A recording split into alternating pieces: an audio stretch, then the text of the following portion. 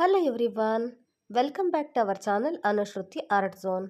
Friends, ಇವತ್ತಿನ ವಿಡಿಯೋದಲ್ಲಿ ಇದು ಒಂದು ವಸ್ತು ಇದ್ದರೆ ಸಾಕು, ನಿಮ್ಮ ಮನೆಯ ಕ್ಲೀನಿಂಗ್ ಕೆಲಸ ಅಂತೂ ನಿಮಿಷದಲ್ಲಿ ಆಗಿಬಿಡುತ್ತೆ. ಏನಿದು ಆಶ್ಚರ್ಯ ಆಗ್ತಿದೆಯಾ? ಒಂದೇ ಒಂದು ವಸ್ತುವಿಂದ ಮನೆಯ ಎಲ್ಲ ಕ್ಲೀನಿಂಗ್ ಕೆಲಸನೂ ಬೇಗ ಆಗುತ್ತೆ ಅಂತ ಹೇಳಿ. ಹೌದು, ಬೇಕಿದ್ದರೆ ನೀವು ಈ ವಿಡಿಯೋನ ಮಾಡಿಬಿಟ್ಟು ಟೆಸ್ಟ್ ಮಾಡಿ ಆಮೇಲೆ ನನಗೆ ಬಂದು ಕಮೆಂಟ್ ಹಾಕಿ. ನೋಡಿ, ಮೊದಲನೇದಾಗಿ ಇಲ್ಲಿ ನಾನು ಒಂದು ಪಾತ್ರೆನ ತೊಗೊಂಡಿದ್ದೀನಿ. ಅದಕ್ಕೆ ನಮಗೆ ಲಿಕ್ವಿಡ್ ತಯಾರಿಸಲಿಕ್ಕೆ ಅಂತ ಹೇಳಿ ನಾನಿಲ್ಲಿ ನೀರನ್ನು ಹಾಕ್ಕೊಂಡಿದ್ದೀನಿ. ಸ್ವಲ್ಪ ನಿಮಗೆ ಎಷ್ಟು ಬೇಕೋ ಅಷ್ಟು ಕ್ವಾಂಟಿಟಿಲಿ ನೀವು ನೀರನ್ನು ಹಾಕ್ಕೋಬಹುದು.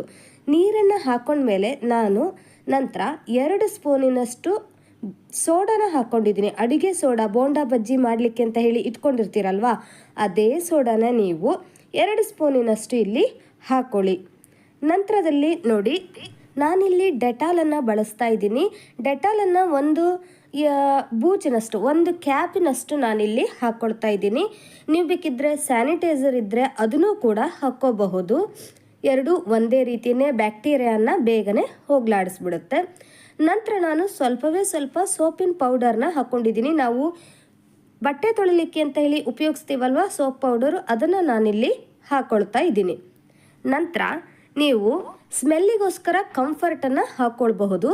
ನಾನಿಲ್ಲಿ ಕಂಫರ್ಟನ್ನು ಒಂದು ಪ್ಯಾಕೆಟ್ನಷ್ಟು, ಒಂದು ಪೌಚಿನಷ್ಟು ಸಿಗುತ್ತೆ, ಅದನ್ನು ನಾನಿಲ್ಲಿ ಹಾಕ್ಕೊಂಡಿದ್ದೀನಿ. ನೋಡಿ, ಇದಿಷ್ಟನ್ನು ಹಾಕಿ ನೀವು ತಯಾರಿಸ್ಕೊಂಡ್ರೆ ಒಂದು ವಾರವಿಡೀ ಇದಿಷ್ಟಲ್ಲೇ ನೀವು ಕ್ಲೀನಿಂಗ್ ಕೆಲಸವನ್ನು ಮಾಡ್ಕೋಬಹುದು. ನೋಡಿ, ಇಷ್ಟೇ ಸಾಕು ನಾವು ಮಾಡಲಿಕ್ಕೆ ಕ್ಲೀನಿಂಗನ್ನು, ಲಿಕ್ವಿಡನ್ನು ತಯಾರಿಸ್ಲಿಕ್ಕೋಸ್ಕರ. ನಂತರ ನೋಡಿ, ಇದಿಷ್ಟನ್ನು ನಾನು ಈ ರೀತಿ ಹೀಗೆ ಪೂರ್ತಿ ಒಂದೇ ರೀತಿ ಮಿಕ್ಸ್ ಆಗೋ ಹಾಗೆ ನೋಡಿಕೊಂಡು ನಂತರ ಇದನ್ನು ಒಂದು ಬಾಟಲ್ಗೆ ಅದನ್ನು ಶಿಫ್ಟ್ ಮಾಡಿಬಿಡಿ. ನಂತರ ನೋಡಿ, ನೆಲ ಒರೆಸೋ ಟಬ್ಬಿಗೆ ನೀವು ಎಷ್ಟು ಬೇಕೋ ಅಷ್ಟು ನೀರನ್ನು ಹಾಕ್ಕೊಂಡ್ಬಿಟ್ಟು ನೀವೇನು ತಯಾರಿಸ್ಕೊಂಡಿದ್ರಲ್ಲ ಆ ಲಿಕ್ವಿಡನ್ನು 2 ಕ್ಯಾಪ್ನ ಮುಚ್ಚಳದಷ್ಟು ನೀವು ಇದಕ್ಕೆ ಹಾಕ್ಕೊಂಡು ನಂತರ ನೆಲ ಒರೆಸಿದ್ರೆ ನೋಡಿ, ನೆಲ ಅಂತೂ ತುಂಬಾ ಪಳಪಳ ಅಂತ ಹೊಳಿತಿರುತ್ತೆ, ಅಷ್ಟು ಕ್ಲೀನ್ ಆಗುತ್ತೆ. ನೀವು ಹೊರಗೆ ಹೋಗಿಬಿಟ್ಟು ಪಿನಾಯ್ಲ್ ಅಥವಾ ಲೈಸಾಲ್ ಈ ಥರ ಲಿಕ್ವಿಡ್ ತರೋ ಬದಲು ನೋಡಿ, ನಾವು ಎಷ್ಟು ಶ್ರಮವಿಲ್ಲದೇ ಬೇಗನೆ ಮನೆಯಲ್ಲೇ ಎಷ್ಟು ಈಸಿಯಾಗಿ ನಾವು ಕ್ಲೀನಿಂಗ್ ಲಿಕ್ವಿಡನ್ನು ತಯಾರಿಸಿದ್ವಿ ಅಂತ ಹೇಳಿ. ನೀವು ಒಂದ್ಸರಿ ಇದನ್ನು ತಯಾರಿಸ್ಬಿಟ್ಟು ಬಳಸಿ ಆಮೇಲೆ ನನಗೆ ಕಮೆಂಟ್ ಮಾಡಿ ತಿಳಿಸಿ. ತುಂಬಾ ವರ್ಕ್ ಆಗುತ್ತೆ. ನೋಡಿ, ಜಸ್ಟ್ ನೀವು ನೆಲ ಒರೆಸ್ಲಿಕ್ಕೆ ಅಷ್ಟೇ ಅಲ್ಲ, ಗ್ಯಾಸ್ ಕ್ಲೀನ್ ಮಾಡಲಿಕ್ಕೆ ಈ ಲಿಕ್ವಿಡನ್ನು ಬಳಸಬಹುದು, ಟೈಲ್ಸ್ ಕ್ಲೀನ್ ಮಾಡಲಿಕ್ಕೆ ಲಿಕ್ವಿಡನ್ನು ಬಳಸಬಹುದು.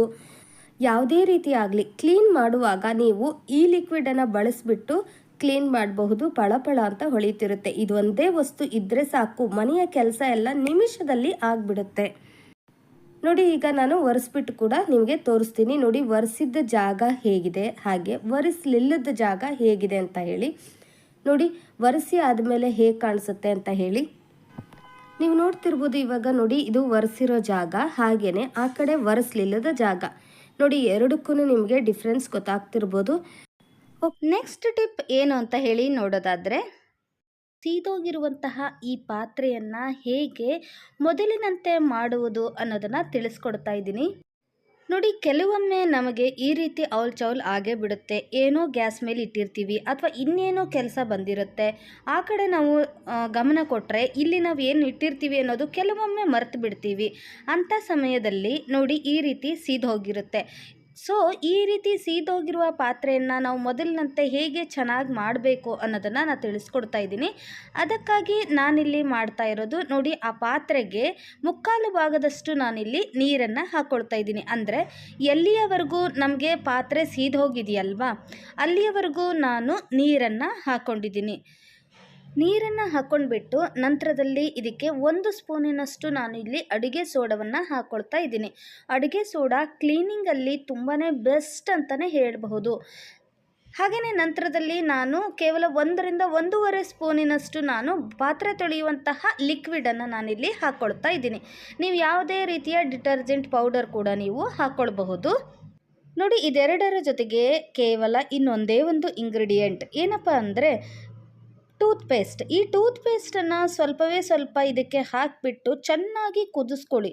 ಇದಿಷ್ಟು ಹಾಕಿಬಿಟ್ರೆ ಆಯಿತು, ನಿಮ್ಮ ಪಾತ್ರೆ ಮತ್ತೆ ಮೊದಲಿನಂತೆ ಆಗುತ್ತೆ.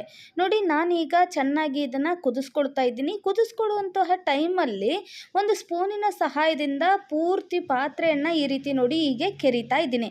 ಆವಾಗ ತಳದಲ್ಲಿ ಹತ್ತಿರುವಂತಹ ಕರೆಕ್ಟಾಗಿರುವಂತಹ ಕಲೆಯೆಲ್ಲ ಪೂರ್ತಿ ಬಿಟ್ಕೊಂಡು ಬರುತ್ತೆ. ಸೀದೋಗಿರುವಂತಹದ್ದು ಎಲ್ಲವೂ ಕೂಡ ಈ ರೀತಿ ಮಾಡೋದ್ರಿಂದ ಬಿಟ್ಕೊಂಡು ಬರುತ್ತೆ. ಆಗ ನಿಮ್ಮ ಪಾತ್ರೆ ಮತ್ತೆ ಮೊದಲಿನಂತೆ ಆಗುತ್ತೆ. ನೋಡಿ, ಈ ರೀತಿ ಕುದಿತಾ ಇರುವಾಗ ನೀವು ಆಫ್ ಮಾಡಿಬಿಡಿ. ಆಫ್ ಮಾಡಿಬಿಟ್ಟು ನಂತರ ಇದನ್ನ ಸ್ವಲ್ಪ ಕೂಲಾಗಕ್ಕೆ ಬಿಡಿ. ಅಂದರೆ ಕೈಯಲ್ಲಿ ಪಾತ್ರೆ ಹಿಡಿಯೋಕ್ಕಾಗಬೇಕು ಅಷ್ಟು ಕೂಲಾಗಕ್ಕೆ ಬಿಟ್ಬಿಟ್ಟು ನೀರನ್ನು ತೆಗೆದುಬಿಡಿ. ನೀರು ಚೆಲ್ಲುವಾಗ ಸ್ವಲ್ಪ ಗಮನ ಇರಲಿ. ಯಾಕೆ ಅಂದರೆ ಇಲ್ಲಿ ಸೀದೋಗಿರುವಂತಹದ್ದು ಎಲ್ಲವೂ ಕೂಡ ಸಿಂಕಲ್ಲಿ ಸಿಕ್ಕಾಕೊಳ್ಳದೆ ಇರೋ ರೀತಿ ನೀರನ್ನು ಚೆಲ್ಲಿಬಿಟ್ಟು ಅದನ್ನು ತೆಗೆದಿಟ್ಬಿಡಿ. ಹಾಗೆಯೇ ನೋಡಿ, ಈಗ ಒಂದು ಸ್ಪೂನನ್ನು ತೊಗೊಂಡ್ಬಿಟ್ಟು ನೀಟಾಗಿ ಹೀಗೆ ಕೆರೆದ್ಬಿಟ್ರೆ ಆಯಿತು, ಸೀದೋಗಿರೋದೆಲ್ಲವೂ ಕೂಡ ಬಂದ್ಬಿಡುತ್ತೆ. ನೀವು ನೋಡ್ತಿರ್ಬೋದು ಇವಾಗ ಎಷ್ಟು ಮುಂಚೆ ಹೇಗಿತ್ತು ಈ ಪಾತ್ರೆ, ಈಗ ಹೇಗಾಗಿದೆ. ಹಾಗೆಯೇ ಪೂರ್ತಿ ನಾವು ಕ್ಲೀನ್ ಮಾಡಿದ ಮೇಲೆ ಇನ್ನೂ ಹೇಗಾಗ್ಬೋದು ಅಲ್ವಾ. ಸೊ ಪೂರ್ತಿ ನಾನು ಈಗ ಸ್ವಲ್ಪ ಬಿಸಿ ಇದೆ ಪಾತ್ರೆ, ಹಾಗಾಗಿ ಈ ಬಿಸಿ ಇರುವಾಗಲೇ ಒಂದು ಸ್ಪೂನನ್ನು ತೊಗೊಂಡ್ಬಿಟ್ಟು ಹೀಗೆ ನೀಟಾಗಿ ಇದನ್ನು ಕೆರ್ಕೊಳ್ಳಿ. ಒಂದು ಸ್ಪೂನ್ಗಿಂತ ಹೆಚ್ಚಾಗಿ ಇಲ್ಲಿ ಸೀದೋಗಿರೋದೆಲ್ಲ ಬಂದಿದೆ. ಈಗ ಈ ಪಾತ್ರೆನ ನಾವು ಸ್ವಲ್ಪ ಉಜ್ಜಿ ತೊಳೆದುಕೊಂಡು ಬರೋಣ. ನೋಡಿ, ಈ ಪಾತ್ರೆ ಉಜ್ಜುವಾಗ ನೀವು ತುಂಬ ಶ್ರಮ ಹಾಕಬೇಕಾಗಿಲ್ಲ. ನೋಡಿ, ಈ ರೀತಿ ತೆಗೆದುಬಿಟ್ಟು ಇದನ್ನು ನಾರ್ಮಲ್ಲಾಗಿ ನೀವು ಪಾತ್ರೆ ತೊಳೆಯುವ ಬ್ರಷ್ನ ಸಹಾಯದಿಂದ ಇದನ್ನು ಹೀಗೆ ಉಜ್ಜಿದ್ರೆ ಆಯಿತು. ತುಂಬ ಶ್ರಮ ಹಾಕೋದೇನು ಬೇಡ. ಸ್ವಲ್ಪ ಬಿಸಿ ಇರುವಾಗಲೇ ನೀವು ಈ ರೀತಿ ಉಜ್ಜೋದ್ರಿಂದ ಬೇಗನೆ ಇದು ಕಲೆಯೆಲ್ಲ ಬಿಟ್ಕೊಂಡು ಬಿಡುತ್ತೆ. ಅಬ್ಬಬ್ಬಾ, ನೋಡಿ, ಸೀದೋಗಿರುವಂತಹ ಪಾತ್ರೆಯನ್ನು ನಾವು ನಿಮಿಷದಲ್ಲೇ ಹೇಗೆ ಕ್ಲೀನ್ ಮಾಡಿದ್ವಿ ಅಂತ ಹೇಳಿ. ನೋಡಿ, ಈ ರೀತಿ ಉಜ್ಜಿ ಆದ ನಂತರ ಇದನ್ನು ನೀಟಾಗಿ ಹೀಗೆ ತೊಳೆದ್ಬಿಟ್ರೆ ಆಯಿತು. ನೋಡಿ, ಮುಂಚೆ ಹೇಗಿತ್ತು ಈ ಪಾತ್ರೆ, ಹಾಗೆ ಈಗ ಹೇಗಿದೆ ಅಂತ ಹೇಳಿ. ತುಂಬ ಚೆನ್ನಾಗಿ ಕ್ಲೀನಾಗಿದೆ ಅಲ್ವಾ. ಅಯ್ಯೋ, ಪಾತ್ರೆ ಸೀದೋಗಿದೆ, ಇದನ್ನು ಈಗ ಕ್ಲೀನ್ ಮಾಡೋದು ದೊಡ್ಡ ತಲೆನೋವಿನ ಕೆಲಸ ಅಂತ ಹೇಳಿ ನಾವು ತಲೆ ಮೇಲೆ ಕೈ ಹೊತ್ಕೊಂಡು ಕೂತ್ಕೊಂಡ್ರೆ ಆಗುತ್ತಾ. Just simple Anushruti art zone ಚಾನಲನ್ನು ನೋಡಿ, ಎಲ್ಲದಕ್ಕೂ ಕೂಡ ಪರಿಹಾರ ಸಿಗುತ್ತೆ ನಿಮಗೆ. ನೋಡಿ ಎಷ್ಟು ಚೆನ್ನಾಗಿ ಕ್ಲೀನ್ ಆಗಿದೆ ಅಂತ ಹೇಳಿ. ಓಕೆ, ಹಾಗಾದರೆ ನೆಕ್ಸ್ಟ್ ಟಿಪ್ ಏನು ಅಂತ ಹೇಳಿ ನೋಡೋಣ ಬನ್ನಿ. ಸಾಮಾನ್ಯವಾಗಿ ಚಳಿಗಾಲದಲ್ಲಿ ದೋಸೆ ಹಿಟ್ಟು ಹುದುಗು ಬರೋದು ಕಷ್ಟ ಅಲ್ವಾ. ಸೊ ಅದಕ್ಕೆ ನಾನಿಲ್ಲಿ ಟಿಪ್ಸ್ ಹೇಳ್ತಾ ಇದ್ದೀನಿ. ಸೊ ಕೊನೆಯವರೆಗೂ ವಿಡಿಯೋ ನೋಡಿ. ಇಲ್ಲಿ ನಾನು ಈಗ ಆಲ್ರೆಡಿ ದೋಸೆ ಹಿಟ್ಟನ್ನು ರುಬ್ಕೊಂಡಿದ್ದಾಗಿದೆ. ಈಗ ಇದಕ್ಕೆ ನಾನು ಹುದುಗು ಬೇಗ ಬರಲಿಕ್ಕೆ, ಅಂದರೆ ಚಳಿಗಾಲದಲ್ಲಿ ಬೇಗನೆ ಹುದುಗು ಬರೋದೇ ಇಲ್ಲ ಅಲ್ವಾ, ದೋಸೆ ಹಿಟ್ಟು ಹುಳಿ ಆಗೋದೇ ಇಲ್ಲ. ಬೇಸಿಗೆಗಾಲದಲ್ಲಾದರೆ ಬೇಗನೆ ಹುಳಿ ಬಂದ್ಬಿಡುತ್ತೆ. ಸೊ ಹಾಗಾಗಿ ನಾನಿಲ್ಲಿ ಬೇಗ ಹುಳಿ ಬರಲಿಕ್ಕೋಸ್ಕರ 1 ಸ್ಪೂನ್ ಉಪ್ಪನ್ನು ನಾನಿಲ್ಲಿ ಹಾಕ್ಕೊಳ್ತಾ ಇದ್ದೀನಿ. ಉಪ್ಪನ್ನು ಹಾಕ್ಕೊಂಡ್ಬಿಟ್ಟು ನೀವು ಸ್ಪೂನಲ್ಲಿ ಬೇಡ, ಕೈಯಲ್ಲೇ ನೀಟಾಗಿ ಈ ರೀತಿ ನೋಡಿ ಕಲಿಸ್ಕೋಬೇಕು. ಕೈಯಲ್ಲೇ ಈ ರೀತಿ ಕಲಿಸ್ಕೊಂಡ್ರೆ ತುಂಬ ಚೆನ್ನಾಗಿ ದೋಸೆ ಹಿಟ್ಟು ಬೇಗನೆ ಹುಳಿ ಬರುತ್ತೆ. ನೀವು ಈ ಟಿಪ್ಸನ್ನು ಟ್ರೈ ಮಾಡಿ ನೋಡಿ. ಚಳಿಗಾಲದಲ್ಲಿ ದೋಸೆ ಹಿಟ್ಟು ಹುದುಗು ಬರಲಿಕ್ಕೆ, ಬೇಗ ಹುದುಗು ಬರಲಿಕ್ಕೆ ಈ ಟಿಪ್ಸು ಅನುಕೂಲ ಆಗುತ್ತೆ. ಇದಲ್ಲದೆ ಇನ್ನು ಬೇರೆ ಟಿಪ್ಸನ್ನು ನಾನು ನಿಮಗೆ ತಿಳಿಸ್ತಾ ಇದ್ದೀನಿ. ನೋಡಿ, ದೋಸೆ ಹಿಟ್ಟನ್ನು ನಾವು ಉಪ್ಪು ಹಾಕ್ದೇನೆ ಹಾಗೆಯೇ ಬೇಗ ಹೇಗೆ ನಾವು ಹುದುಗು ಬರೆಸಬೇಕು ಅನ್ನೋದನ್ನು ಕೂಡ ನಾನೀಗ ತಿಳಿಸ್ತಾ ಇದ್ದೀನಿ. ಅದಕ್ಕಾಗಿ ನೀವು ಒಂದು ಅಗಲವಾಗಿರುವಂತಹ ಪಾತ್ರೆನ ತಗೊಳ್ಳಿ. ಅದಕ್ಕೆ ಸ್ವಲ್ಪ ಬಿಸಿ ನೀರನ್ನು ಹಾಕ್ಕೊಳ್ಳಿ. ತುಂಬ ಬಿಸಿ ನೀರು ಬೇಡ, ಅಂದರೆ ಕುದಿ ನೀರೇನು ಬೇಡ. ಸ್ವಲ್ಪ ಬಿಸಿ ನೀರಾದ್ರೂ ಓಕೆ. ನೋಡಿ, ಇಷ್ಟು ಬಿಸಿ ನೀರಾದರೆ ಸಾಕು. ನೀವು ಕೈಯಲ್ಲಿ ಮುಟ್ಟಿ ನೋಡಿದರೆ ಸ್ವಲ್ಪ ಬಿಸಿ ಇರಬೇಕು, ಅಷ್ಟು ಬಿಸಿ ಇದ್ದರೆ ಸಾಕು.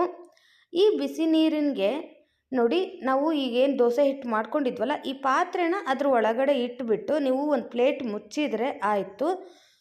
ಬೆಳಗ್ಗೆ ಎದ್ದು ನೋಡೋಷ್ಟೊತ್ತಿಗೆ ದೋಸೆ ಹಿಟ್ಟು ಬೇಗನೆ ಉಬ್ಬಿ ಬಂದಿರುತ್ತೆ. ಕೆಲವೊಂದು ಸರಿ ತುಂಬಾ ಉಬ್ಬಿ ಬಂದುಬಿಡುತ್ತೆ. ಸೊ ಹಾಗಾಗಿ ಅದ್ರ ಮೇಲೆ ಏನಾದ್ರು ಭಾರವಾಗಿರುವಂತಹದ್ದನ್ನು ಇಟ್ಬಿಡಿ. ಆವಾಗ ಅದು ಮೇಲ್ಗಡೆ ಚೆಲ್ಲೋದಿಲ್ಲ, ಹೀಗೆ ಓಪನ್ ಆಗಿ ಅದು ಹೊರಗಡೆ ಬರೋದಿಲ್ಲ. ಸೊ ಹಾಗಾಗಿ ನಾನಿಲ್ಲಿ ಒಂದು ಕಲ್ಲನ್ನು ಇಟ್ಟಿದ್ದೀನಿ.